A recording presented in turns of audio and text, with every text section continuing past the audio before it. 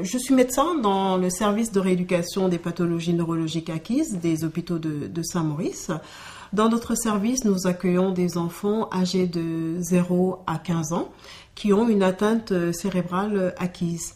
Souvent, les familles nous disent « je ne reconnais plus mon enfant, ce n'est plus le même, il fait des choses qu'il ne faisait pas avant ».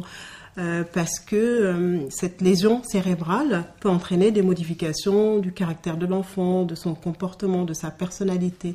On peut avoir un défaut de contrôle avec un enfant qui est désinhibé, qui est irritable, intolérant à la frustration, agressif, familier.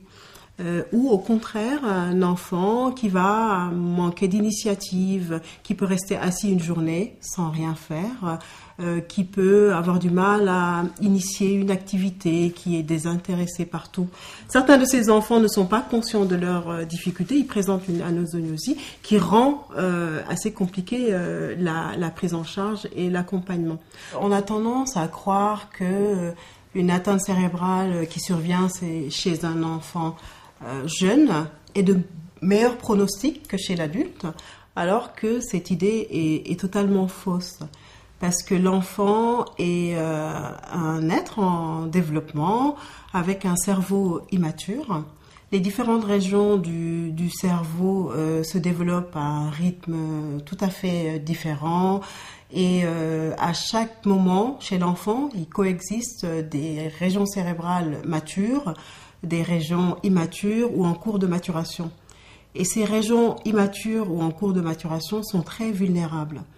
Leur atteinte peut passer inaperçue pendant longtemps, tant que les fonctions atteintes ne sont pas censées être requises.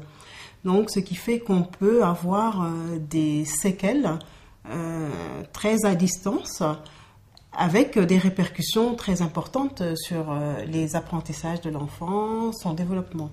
Donc, c'est une idée fausse de penser que plus tôt survient le traumatisme, meilleur est le pronostic.